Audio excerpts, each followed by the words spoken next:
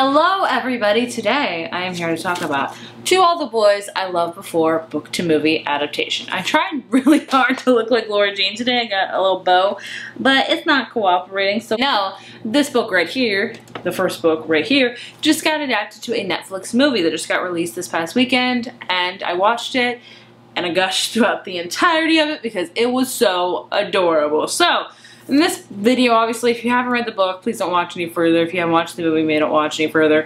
I'm not going to spoil a lot for you because I have read this entire trilogy. I have done book reviews for all of them, I believe, which I will link right here for you to check out. And let's talk about the movie. So the movie's on Netflix, and I thought it was amazing. It was so freaking adorable. I couldn't stand it. Like, it's one of those mushy, gushy, romantic comedies that I just eat up like candy. I felt like it was a literal YA mushy gushy contemporary book translated right into a film, and I thought they did amazing with it. I loved the way it was shot, how it was kind of, I don't know how to explain it, but the way it was shot was beautiful. I loved the cinematography. I loved the music they selected for it. I loved the actor selectors, and I just loved everything about it. This is going to be a gush review. I hope you're okay with that.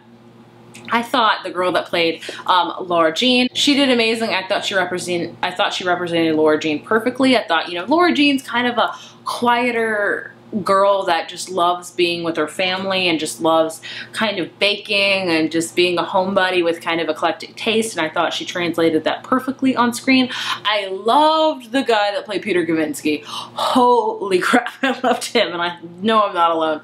When I first started watching the movie and he started talking, I was like, who is this? Who does he sound like? His voice haunted me for like 20 minutes watching the movie. I was like, his voice is so similar to somebody else's voice. And then I narrowed it down. I'm like, this is a same voice from a chick flick I've seen.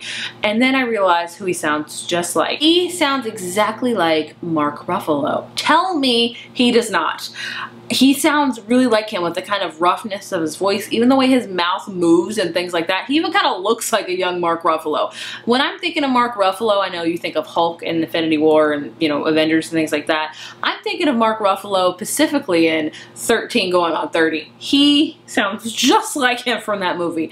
If you don't trust me, just go back and watch the movie. Just listen to his voice and then go watch a Mark Ruffalo clip from 13 Going on 30. I'm kind of going away, but it was ridiculous how much they sounded. And he was just so freaking adorable. I think they translated the relationship so adorably because it was about a fake relationship, and it was just amazing. They did a great job translating from the family relationships to her dad relationships. Even there were some changes, I believe, like in the book, Kitty obviously sends out the letters and obviously out of spite.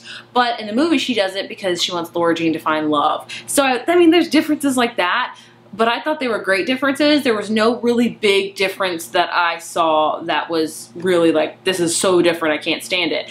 It stayed pretty true to the book. It's one of the best book-to-movie adaptations I've seen, and that's 2 out of 2 for me for Netflix movie adaptations. The first one was Guernsey. That was a great adaptation, and this one was just such a freaking cute adaptation. I'm gonna let you guys know right now, I'm a big chick flick fan. It's some of my favorite movies.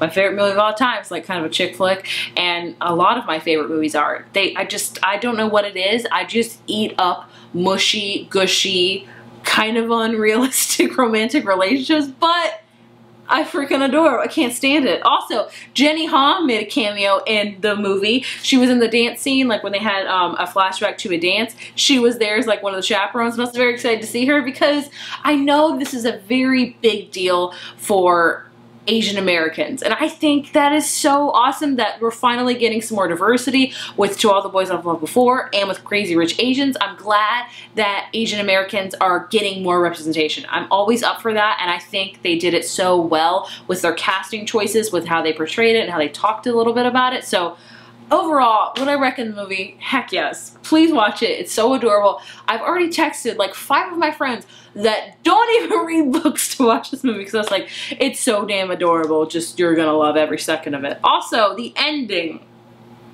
If you have not watched the ending, please do so, because there's an ending and they have credits, but then if you wait a little bit after the credits, we have kind of a little sneak peek or kind of a post-credit scene, and it's a scene of John Ambrose coming to the door. which obviously leads into the second book, P.S. I Still Love You. So to me, that says they are definitely going to make a second one. And I think they should, because when this movie came out, it was talked about Twitter all night. It was a trending topic. Peter Kavinsky was a trending topic. Netflix does not decide to make the second and third part of these movies that go along with the series.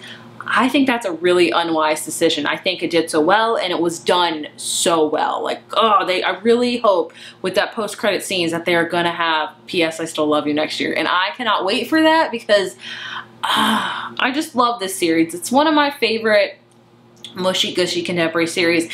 It's a series that you can fly through and fall in love with, and you're not gonna get a ton out of it because they are mushy gushy kind of, you know, fluffy YA contemporary books, but I really adore them, and I still think of Laura Jean constantly. She is a character that is fully fleshed out in my mind even before the movie came to screen. When I read the series, I envisioned Laura Jean, and I envisioned exactly what she was doing, and I just could see her. You know what I'm saying? Like, I could think about her. There's a ton of YA books that I've read that I can't really visualize the main character, kind of, you know, remember a lot about them. Laura Jean is a very rememberable character. Her whole family, the Covey family, is a very rememberable family. So, I mean, I just adored this movie. I highly recommend you watch it. I could sit here for hours and gush about it. I already want to rewatch it now. I might. I don't know. If you haven't watched the movie, please do. And if you have watched the movie, let me know your thoughts and opinions. What was your favorite part of it? There were so many favorite parts for me. Like this part where Peter spins her in the cafeteria and he puts a note in her pocket. I loved that. I loved the ending scene, was adorable. I loved so many of the scenes. Like, those are probably a couple of my favorite scenes, I'd say. When they're at the party and they take selfies with each other. It's just so adorable. Gosh, I eat that stuff up like candy. Like, I can't get enough of it. I want more of it. So overall, the movie, 5 out of 5. It was a great book to movie adaptation through and through. Amazing. Highly recommend. I really need, and I really hope Netflix does more of Laura Jean, because the world needs that. And they need more Laura Jean and Peter. They need more Laura Jean, Margot, and Kitty. We need the Covey family. And yeah, I gush about it a lot. Let me know your thoughts and opinions down below. As always, if you enjoyed this video, be sure to give it a thumbs up, hit subscribe, and I will see you guys in my next one. Bye.